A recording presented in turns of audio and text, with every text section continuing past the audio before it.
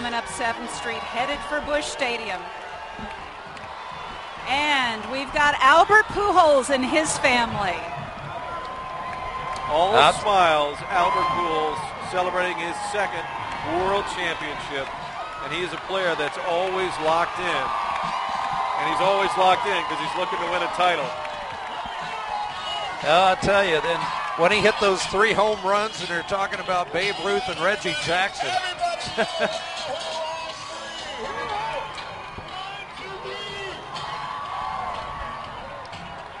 Well, the party float is passing us now. Team Fredbird has got the beat bumping. He has got him going. You know, ironically, with the 3 home runs that Pujols hit, Babe Ruth hit 3 home runs in 2 World Series games, both of them against the Cardinals. So they had it coming at some point. I guess they did. At some point, a Cardinal player was going to do it. And clearly, Tony La Russa taking it all in. He is leading the way into Busch Stadium, along with the Clydesdales and his wife Elaine with the Dalmatian behind. You know, everyone here has their smartphone out. They're taking pictures. They're texting. They're tweeting and Facebook. You name it. And so's Tony. He's got his phone out and he's taking pictures and doing the same thing all the fans are doing. And they probably didn't do that in 2006.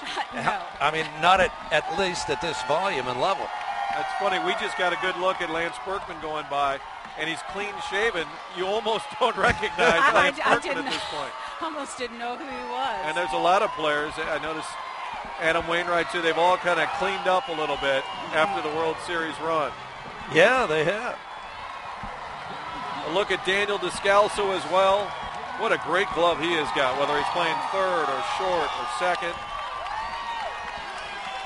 Great defensive replacement. Descalso also had some big hits earlier in the year. They called him D-Money because he came up big several times in a row.